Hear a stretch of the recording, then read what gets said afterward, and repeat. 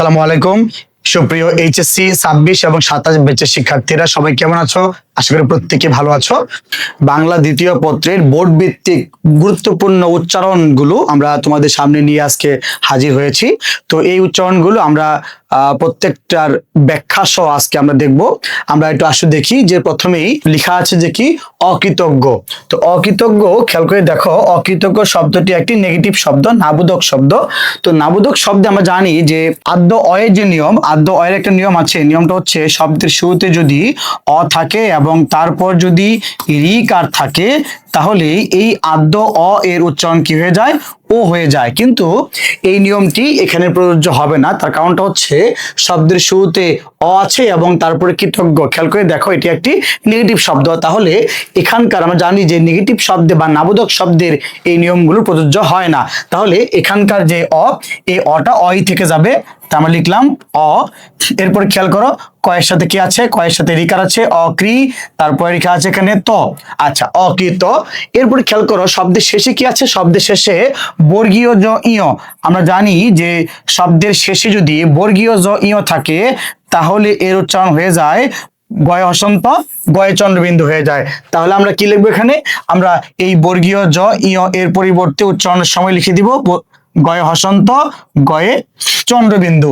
এবার খেয়াল করো শব্দের শেষে যুক্ত বর্ণ আছে। আমরা জানি যে শব্দের শেষে যুক্ত বর্ণ থাকলে তার উচ্চারণ কি হয়ে যায়? এখানে একটা ওকার যুক্ত হয়ে যাবে। তার উচ্চারণটা কি হবে? অকৃতজ্ঞ। আচ্ছা, তারপরে খেয়াল করো অজ্ঞান। এই অজ্ঞান শব্দটা কিন্তু একটা নেগেটিভ শব্দ, নাবোধক শব্দ। তাহলে এখানেও এই নিয়মটি কি হবে না? এই নিয়মটি প্রযোজ্য হবে না। কোন নিয়মটি? যে আমরা জানি যে শব্দের শুরুতে অ থাকলে এবং তারপর যদি বর্গীয় জ ইয় থাকে সেটা কি হয়ে যায়? সেটা উচ্চারণ হয়ে যায় অ, অর্থাৎ অ উচ্চারণ কি হয়ে যায়? ও হয়ে যায়। তার মানে এখানেও এই নেগেটিভ শব্দ হওয়ার কারণে এই অয়ের উচ্চারণ অই থাকবে। তাহলে আমরা লিখবো কি? অ, তাই না? অ। এবার খেয়াল করো বর্গীয় জ ইয় কোথায় আছে? শব্দের মাঝখানে আছে। আমরা জানি যে বর্গীয় জ ইয় শব্দের মাঝে বা শব্দের শেষে থাকলে উচ্চারণ হয়ে যায় গয়ে হসন্ত, গয়ে চন্দ্রবিন্দু, অথবা হয়ে যায় গয়ে হসন্ত, গয়ে চন্দ্রবিন্দু জফলা। আচ্ছা, তাহলে আমরা লিখে নেই যে গয়ে হসন্ত, গয়ে চন্দ্রবিন্দু জফলা। এবার খেয়াল করে দেখো এখানে কি আছে? আকার আছে। আমি আকার দিলাম, দন্তন্যের সাথে কি হয়ে যাবে? হসন্ত হয়ে যাবে। তো উচ্চারণটা কি হচ্ছে? উচ্চারণটা হচ্ছে অজ্ঞান। আচ্ছা, এরপরে খেয়াল করে দেখো আছে কি? অতঃপর। শব্দের শুরুতে অ আছে, তারপরে ত আছে। আমরা অটাকে অ লিখলাম, অটাকে অ লিখবো। তারপরে খেয়াল করে দেখো এখানে কি আছে? ত এর সাথে কি আছে? অ আছে। আমরা একটা নিয়ম জানি যে শব্দের মাঝখানে যদি অ থাকে এবং তার পূর্বে যদি অ অথবা সরেয়া অথবা ও অথবা এ থাকে তাহলে এই মধ্য অ পরিবর্তন হয়ে কি হয়ে যায়? ও হয়ে যায়। তাহলে কি হয়ে যাবে? যে অ তয়ে ওকার, অ তয়ে ওকার। এবার খেয়াল করো শব্দের মাঝখানে কি আছে? এখানে একটা বিসর্গ আছে। কার পূর্বে বিসর্গ আছে?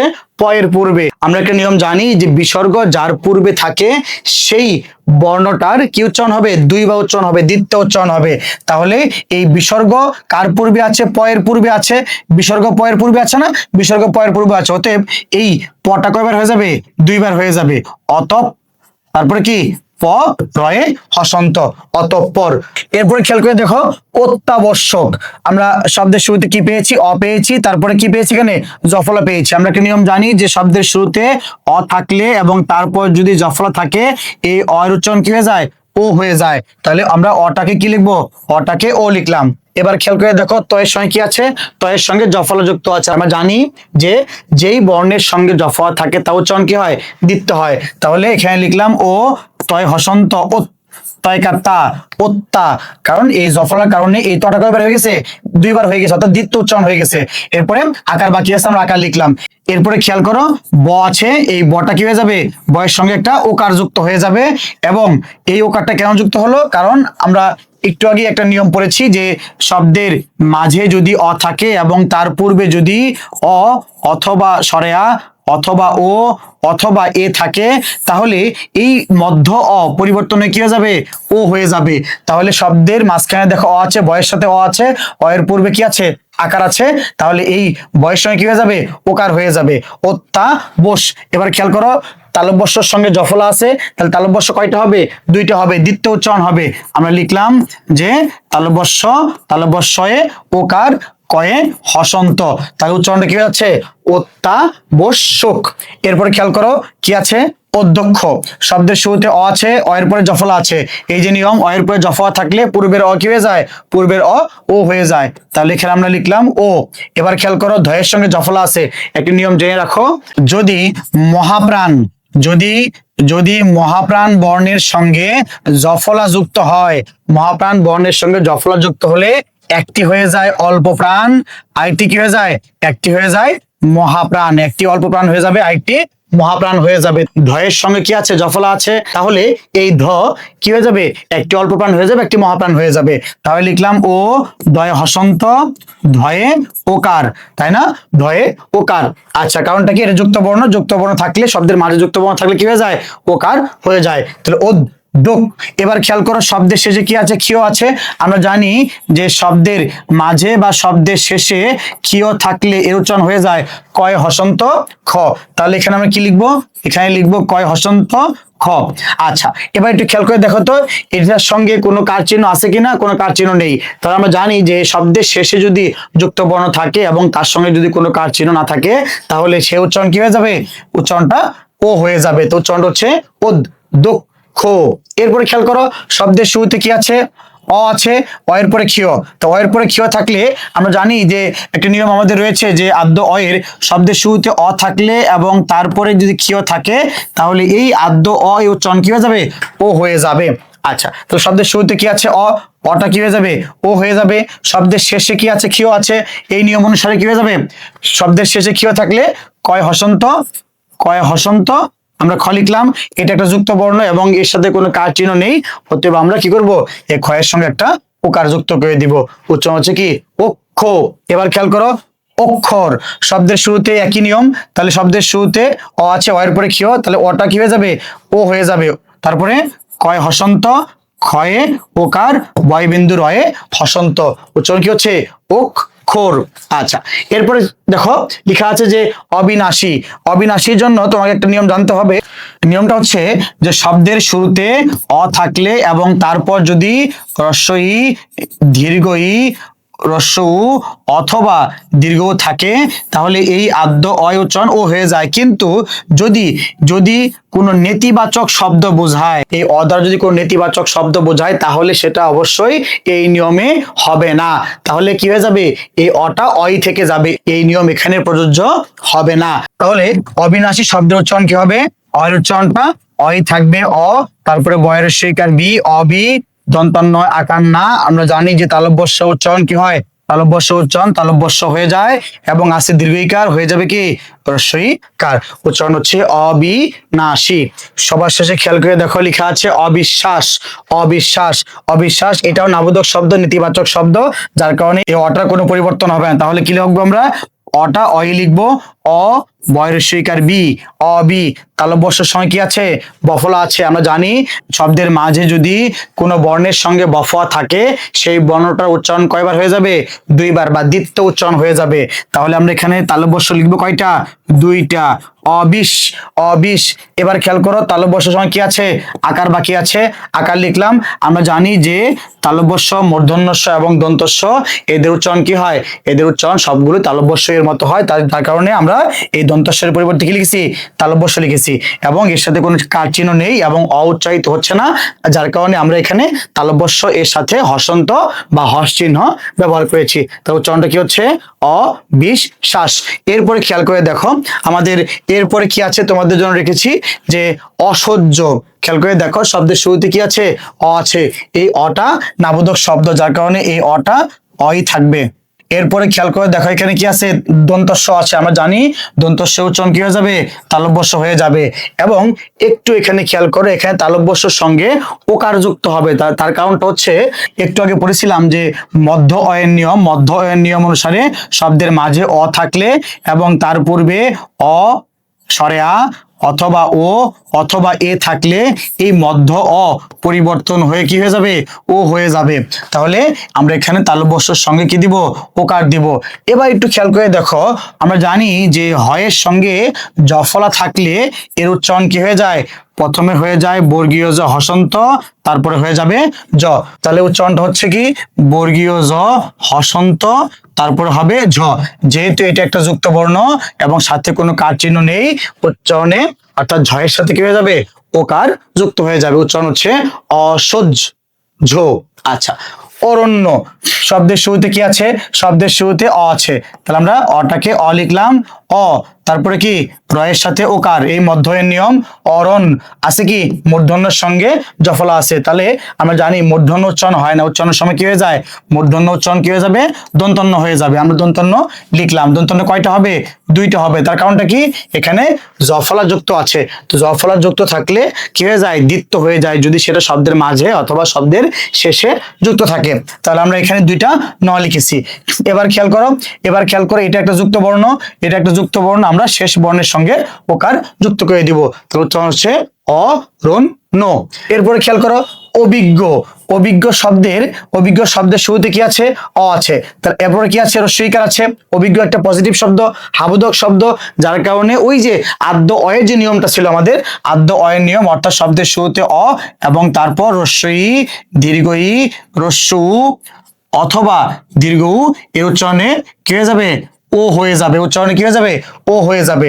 এখানে লিখবো ও, তারপরে কি আছে ভয়ে রস্বইকার, ভয়ে রস্বইকার লিখলাম। খেয়াল করে দেখো শব্দের শেষে কি আছে? বর্গীয় জ ইয় আছে। আমরা জানি যে শব্দের শেষে বর্গীয় জ ইয় থাকলে এর উচ্চারণ হয়ে যায় গয়ে হসন্ত, গয়ে চন্দ্রবিন্দু। তাহলে শব্দের শেষে আছে, আমরা লিখে দিলাম এখানে গয়ে হসন্ত, গয়ে চন্দ্রবিন্দু। এটা একটা যুক্ত বর্ণ এবং শব্দের শেষে আছে এবং এর সাথে কি হয়ে যাবে এর সাথে ওকার যুক্ত হয়ে যাবে। তো উচ্চারণ হচ্ছে কি অভিজ্ঞ।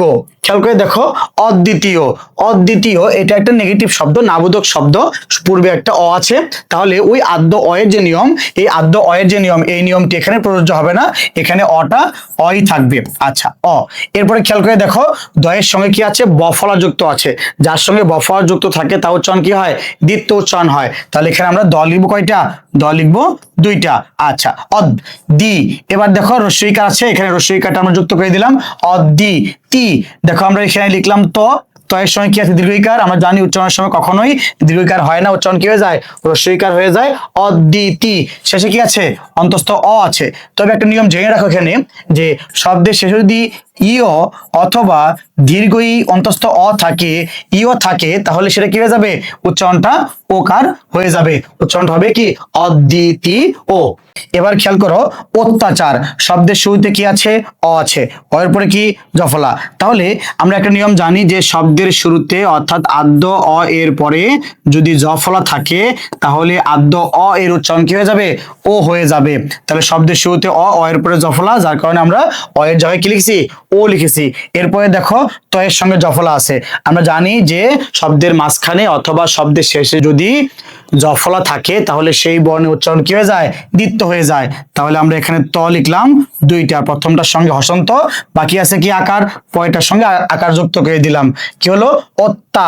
এবার দেখো চয় আকার বয়বিন্দু রয়ে হসন্ত, যেহেতু এখানে রয়ের সাথে কোনো কার চিহ্ন নেই এবং অউচ্চারিত হচ্ছে না, আমরা কি দিব এখানে হস চিহ্ন ব্যবহার করব। খেয়াল করে দেখো অধ্যাপক শব্দের শুরুতে অ এর পরে জফলা, ওই একই নিয়ম। তাহলে আমরা এখানে অ এর জায়গায় কি লিখছি ও লিখেছি। ধয়ের সঙ্গে জফলা আছে। আমরা জানি মহাপ্রাণ ব্যঞ্জনে যদি দ্বিত্ব হয় তাহলে একটা হয়ে যায় অল্প প্রাণ, একটা মহাপ্রাণ। তাহলে ধ হচ্ছে মহাপ্রাণ। তাহলে ধয়ের অল্প প্রাণ কোনটা? দ, তারপরে ধ, বাকি আছে আকার, তাই না? আকার, আমরা আকার দিলাম অধ্যা, তারপরে কি পোক।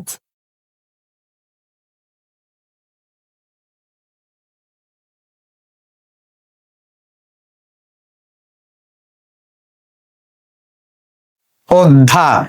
এরপরে কি হবে? এরপরে দেখো লেখা আছে এখানে প ক। এবার খেয়াল করে দেখো তো এই প এর সঙ্গে কি যুক্ত আছে?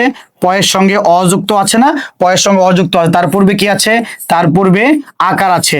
তাহলে এই অটা তখন পরিবর্তন হয়ে কি হয়ে যাবে ও হয়ে যাবে। তাহলে আমরা কি লিখবো অধ্যা পয়কার কয়ে হসন্ত, উচ্চারণটা হবে কি অধ্যাপক। আচ্ছা এবার খেয়াল করো অন্য শব্দের শুরুতে অ আছে, অ এর পরে জফলা আছে, তাহলে এই অ পরিবর্তন হয়ে কি হয়ে যাবে ও হয়ে যাবে।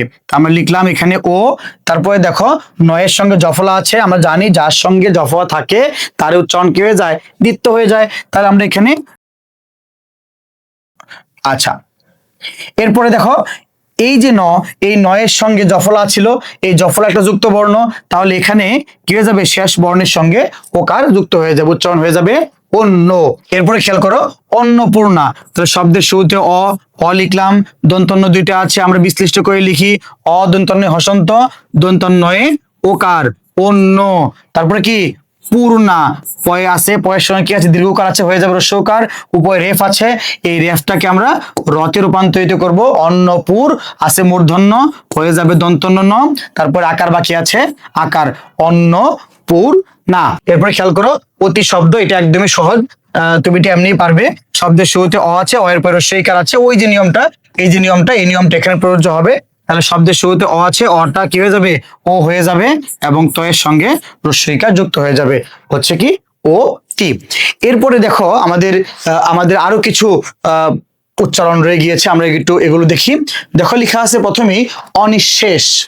অনিঃশেষ শব্দের শুরুতে অ আছে, তারপর রস্যইকার আছে, কিন্তু এটা নেগেটিভ শব্দ বা নাবোধক শব্দ হওয়ার কারণে এখানে আদ্য অ এর সেই নিয়মটি এখানে প্রযোজ্য হবে না। তাহলে আমরা অ লিখলাম, অ, তারপরে নয় রস্যইকার অনি, তারপরে খেয়াল করে দেখো এখানে কি আছে, এখানে বিসর্গ আছে, তো বিসর্গ কার পূর্বে আছে, তালব্যস্যের পূর্বে আছে, তাহলে তালব্যস্য কয়বার হবে, দুইবার, অর্থাৎ দ্বিত্ব উচ্চারণ হবে অ নিশ, অনিশ, তারপরে আবার কি হবে, তালব্যস্য হবে, এবং তার সঙ্গে এই যুক্ত ছিল, একার যুক্ত ছিল, সেই একারটা আমরা যুক্ত করে দিলাম অনিশ।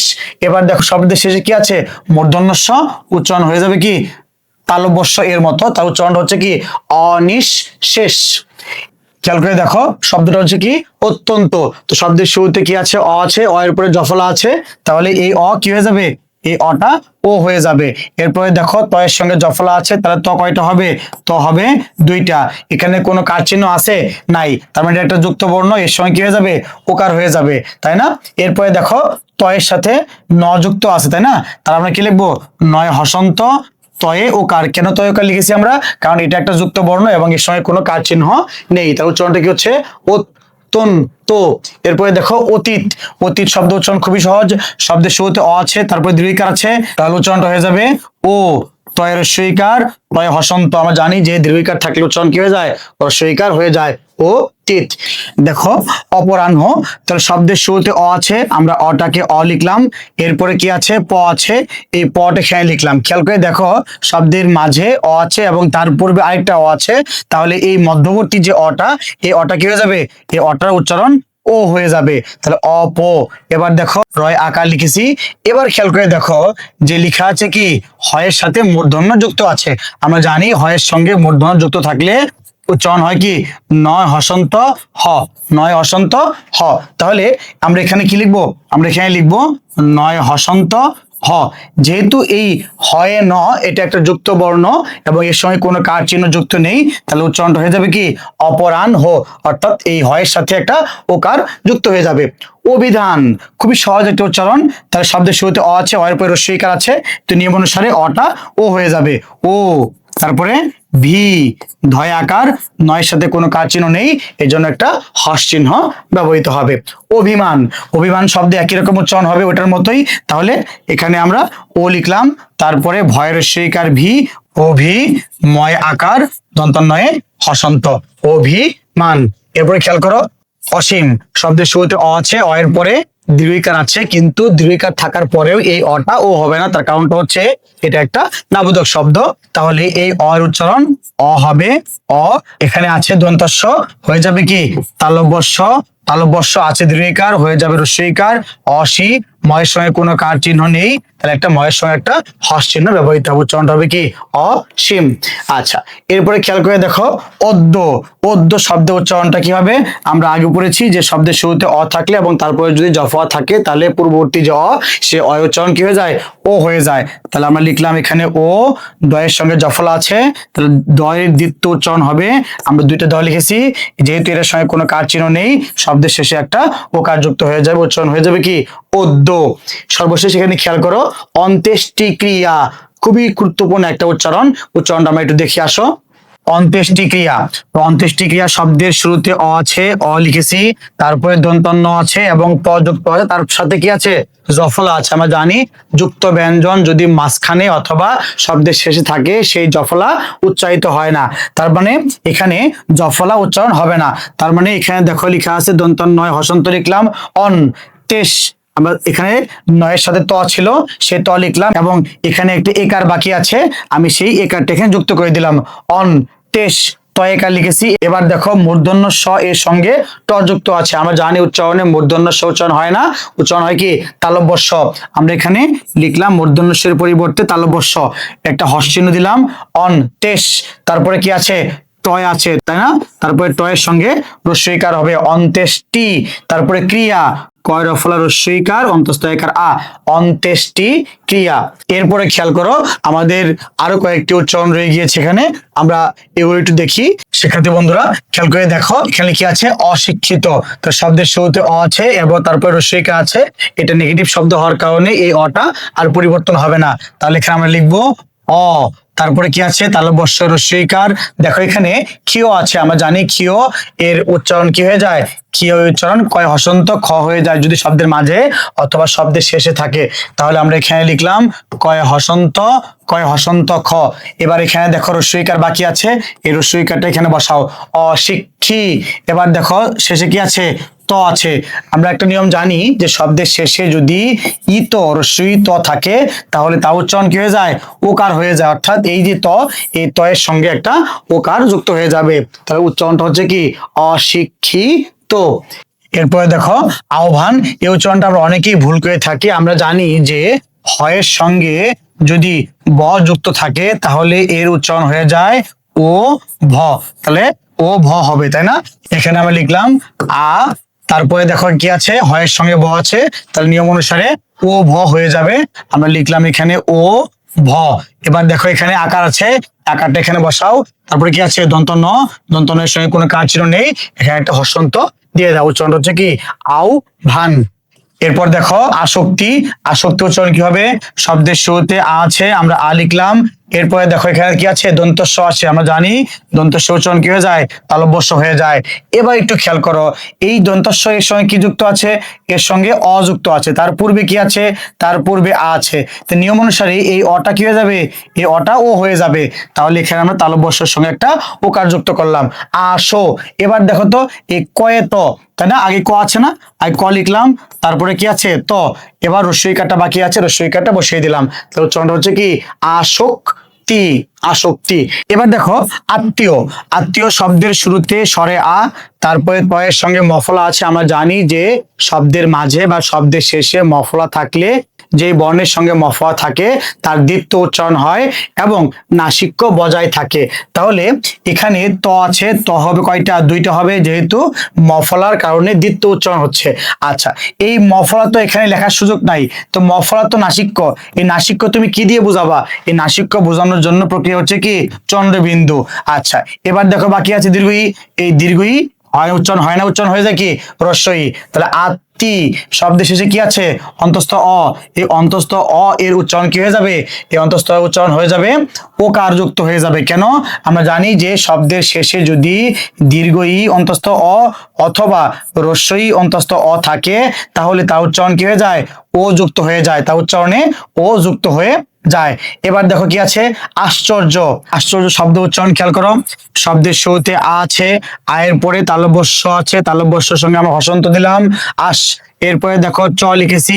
এবার খেয়াল করে দেখো এই তালব্য স চ এর সঙ্গে কি যুক্ত আছে, অযুক্ত আছে, তারপরে আ আছে। আমরা জানি যে মধ্য অয়ের নিয়ম অনুসারে এটা কি হয়ে যাবে, ওকার হয়ে যাবে, আস চোর। এবার খেয়াল করে দেখো এই রেফ, রেফটাকে আমরা এখানে র রূপে লিখলাম, আশ্চর আছে অন্তস্থ জ হয়ে যাবে বর্গীয় জ, যেহেতু এই জয় রেফ একটা যুক্ত বর্ণ এবং শব্দের শেষে কোনো কার চিহ্ন নেই, অতএব হয়ে যাবে কি ওকার যুক্ত হয়ে যাবে, উচ্চারণ হবে আশ্চর্য। এবার দেখো আশ্রম, আশ্রম শব্দ উচ্চারণটা খেয়াল করো, শব্দের শুরুতে আ আছে, আমরা আ লিখেছি, এরপরে দেখো তালব্যস্যের সঙ্গে রফলা যুক্ত আছে। আমরা জানি তালব্যস্যের সঙ্গে রফলা থাকলে তা উচ্চারণ কি হয়ে যায়, দন্তস্ব রফলা হয়ে যায় এবং রফলার এই রফলার কারণে এটার দ্বিত্ব উচ্চারণ হয়। তাহলে আমরা এখানে কি লিখবো? দন্তাস্বয়ে হসন্ত আস, এরপরে দন্তাস্বয়ে রফলা। এই তালব্য রফলার সাথে কি যুক্ত আছে? অযুক্ত আছে। তার পূর্বে আছে আ। এই মধ্য অয়ের নিয়ম অনুসারে এই আয়ের কারণে এই অটা কি হয়ে যাবে? এই অটা ও হয়ে যাবে, যার কারণে এখানে আমরা একটা ওকার যুক্ত করে দিব। এবার খেয়াল করে দেখো, ম আছে, এই ময়ের সাথে একটা হস চিহ্ন যুক্ত করবো। উচ্চারণটা হচ্ছে কি? আশ্রম। আবশ্যক শব্দ দেখো, তো শব্দের শুরুতে আমরা আ লিখছি, এরপরে ব, এই বয় এর সাথে কি যুক্ত আছে? অযুক্ত আছে। তার পূর্বে আ আছে, তাহলে এই বয়ের সাথে একটা ওকার যুক্ত হয়ে যাবে, আ বো। এরপরে খেয়াল করো, তালব্যস্যর সময় কি আছে? জফলা যুক্ত আছে। তাহলে তালব্যস্য উচ্চারণ কয়বার হবে? 2 বার হবে। আমি একবার লিখলাম, আবার লিখলাম। এবার দেখো, এই যে তালব্যস্য এর সঙ্গে জফলা, এই জফলা এর সঙ্গে কোনো কার চিহ্ন আছে? নাই। তাহলে এখানে কি আছে? অ আছে। তার পূর্বে কি আছে? আরেকটা অ আছে। তাহলে এই মধ্য অ কি হয়ে যাবে? ওকার হয়ে যাবে। এবং শেষে কি আছে? ক আছে, এবং কয়ের সঙ্গে কোনো কার চিহ্ন নেই, যার কারণে কয়ের সঙ্গে একটা হস চিহ্ন যুক্ত হবে। আবৃত্তি। তো শব্দের শুরুতে আ লিখেছি, বয়ের ইকার লিখেছি। এখানে দেখো তয়ে তয়ে যুক্ত আছে, তাহলে ত কয়টা হয়ে যাবে? ত হয়ে যাবে 2টা, আমি লিখেছি 2টা। তো রস্বইকার বাকি আছে, যার কারণে আমরা এখানে একটা রস্বইকার যুক্ত করে দিয়েছি। তাহলে উচ্চারণটা হচ্ছে কি? আবৃত্তি। আশা করি এই উচ্চারণগুলো তুমি ব্যাখ্যা সহ বুঝতে পেরেছো। সবাইকে ধন্যবাদ।